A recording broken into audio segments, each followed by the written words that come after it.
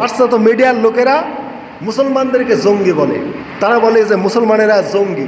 এই জঙ্গি একটা গালির শব্দে আজকে পরিণত হয়েছে। ওসামা বিন লাদেন জঙ্গি, আইআরজিসি জঙ্গি, হামাস জঙ্গি, তালেবান জঙ্গি, আল কায়দা জঙ্গি। এই জঙ্গি নামটা পাশ্চাত্য মিডিয়া বা ইউরোপ আমেরিকা দিয়েছে। এই দেওয়ার কারণে আমরা জঙ্গি শব্দ নিয়ে গবেষণা করি। তাহলে নবীর সুন্নাতের পাবন্দি করলে সে জঙ্গি হয়ে যায়। তার মানে মুহাম্মদ সাল্লাল্লাহু আলাইহি ওয়াসাল্লামের পূর্ণাঙ্গ সুন্নাতের যে অনুসরণ করবে সেই জঙ্গি হবে পাশ্চাত্য মিডিয়ায়। কিন্তু আমরা মুসলমান সেটা গিলে ফেলেছি, গবেষণা করিনি যে জঙ্গি আসলে কি, জঙ্গি দ্বারা কি বোঝানো হয়। আসলে কি দাড়ি রাখলেই, পাগড়ি মাথায় দিলে, টুপি পরলে, জুব্বা পরলে, দাড়ি রাখলে সে কি জঙ্গি? আসলে জঙ্গি কি এটা আমরা বুঝি না। পাশ্চাত্যের লোকেরা ওসামা বিন লাদেনকে জঙ্গি বলেছে, অর্থাৎ ওসামা বিন লাদেনের অভাবে যে লোক হবে, ওসামা বিন লাদেনের মতো মাথায় পাগড়ি থাকবে, গায়ে জুব্বা থাকবে, মুখে লম্বা দাড়ি থাকবে, এরকম ওসামা বিন লাদেনের কোয়ালিটির লোক যারা, তারাই জঙ্গি পাশ্চাত্য মিডিয়ার কাছে। এই জঙ্গি শব্দ আমরা মুসলমান ব্যবহার করি গালি হিসাব। জঙ্গি শব্দটা কখনো খারাপ অর্থে ব্যবহার হয় না, জঙ্গি শব্দ ভালো অর্থে ব্যবহার হয়। জঙ্গি শব্দের ইংরেজি প্রতিশব্দ মিলিট্যান্ট, মিলিট্যান্ট মানে জঙ্গি। এই জন্যে সেনাবাহিনীর যিনি প্রধান তাকেও জঙ্গি বলা হয়। যেমন এদেশের ব্রিটিশ কমান্ডারকে জঙ্গি লাট বলা হতো। আমাদের ভারত উপমহাদেশের যিনি ব্রিটিশ কমান্ডার ছিল, যখন আমাদের এই উপমহাদেশটা ব্রিটিশ উপনিবেশে ছিল, তখন ওদের সেনাপ্রধানকে জঙ্গি লাট বলা হতো। অতএব জঙ্গি লাট মানে উনি বড় অফিসার বা বড় কর্মকর্তা, উনি সেনাবাহিনীর। তাহলে এই অর্থে বড় কর্মকর্তা বা অফিসারকেও জঙ্গি বলা হয়, জঙ্গি লাট। তাহলে জঙ্গি লাট দ্বারা বড় সম্ভ্রান্ত বা উচ্চপদস্থ মানে সৈনিককে জঙ্গি লাট বলা হয়। তাহলে জঙ্গি মিলিট্যান্ট, মিলিট্যান্ট কি? Strong pressure to achieve on change. এটাকে বলা হয়েছে যে জঙ্গি বা মিলিট্যান্ট হলো strong pressure to achieve on change.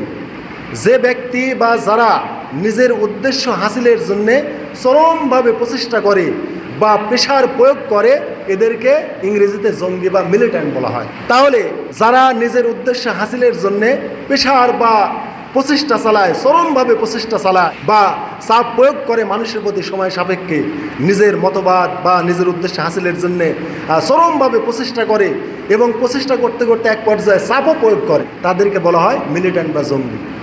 অতএব এই দৃষ্টিকোণ থেকে বাংলাদেশের সকল রাজনীতিবিদ, সকল পেশাজীবী, কর্মজীবী, সামাজিক সংগঠন সবাই জঙ্গি। কেননা রাজনৈতিক দল, সংগঠন, সামাজিক সংগঠন সবাই কি করছে? নিজ নিজ উদ্দেশ্য হাসিলের জন্য চরম প্রচেষ্টা চালাচ্ছে।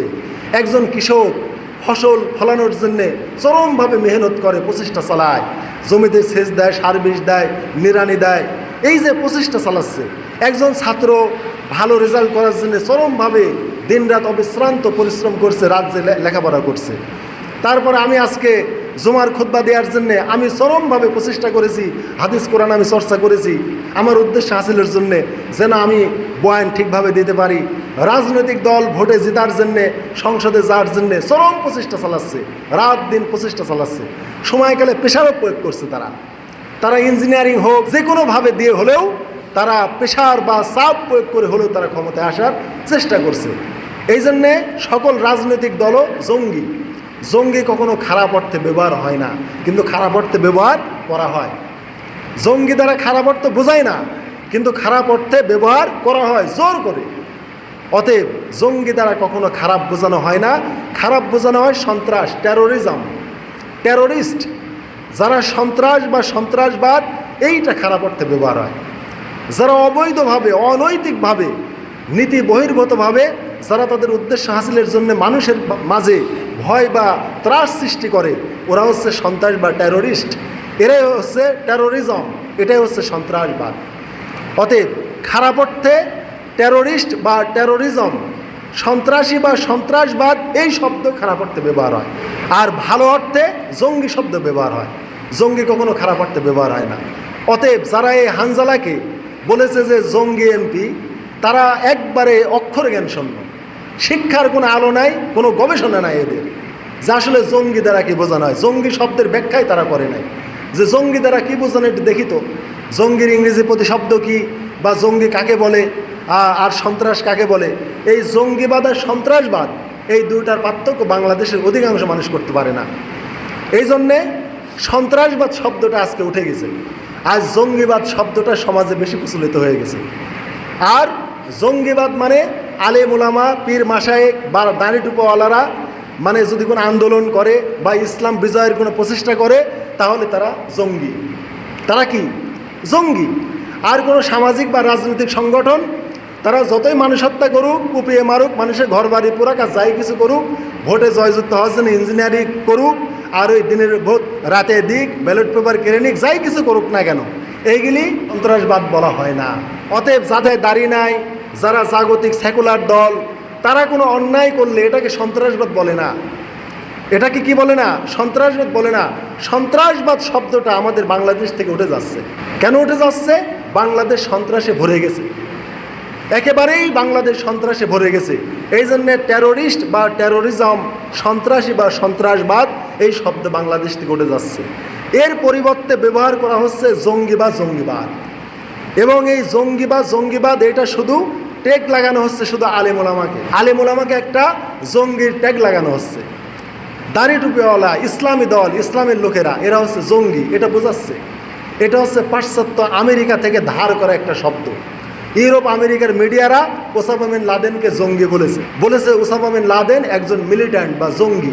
তাহলে এই যে পশ্চিমা মিডিয়া ওসামা বিন লাদেনকে জঙ্গি বলেছে, আর এই ওসামা বিন লাদেনকে জঙ্গি বলার কারণে আজ আমার বাংলাদেশ এটা ব্যবহার করছে। অতএব যারা আলেম ওলামাকে কটাক্ষ করে, জঙ্গি বলে, এইগুলি একেবারেই অক্ষর জ্ঞানহীন। এদের বিরোধিতা করার মতো, প্রতিবাদ করার মতো ভাষা আমাদের নাই। অতএব হাজরিন, এই জঙ্গি এই খেলা বাদ দেন। জঙ্গি খেলা বাংলাদেশ আর চলবে না। আলেম ওলামাকে জঙ্গি বলবেন না। এই জঙ্গি ট্যাগ কিন্তু এই সরকারের আমলে একসময় হয়েছিল। এই আপনার বাংলা ভাই আব্দুর রহমান, শায়েখ আব্দুর রহমান বাংলা ভাই, এবং বাংলাদেশের একটা জেলা বাদে সকল জেলায় বোম্পিং হয়েছিল কিন্তু এই সরকারের আমলে। খেয়াল করবেন। অতএব জঙ্গি শব্দ সাবধানে বলবেন, জঙ্গি শব্দ সাবধানে বলতে হবে। জঙ্গি খেলা করে এদেশে টিকতে পারবেন না, এদেশে টেকা সম্ভব না, মানুষেরা চিনে গেছে। অতএব যেভাবেই ভোটে জিতে আসেন না, যে করে আসেন, কিন্তু মানুষের সম্মান নিয়ে, ইজ্জত নিয়ে খেলবেন না। এই জন্য আপনারা আলেম ওলামাকে ভালোবাসবেন।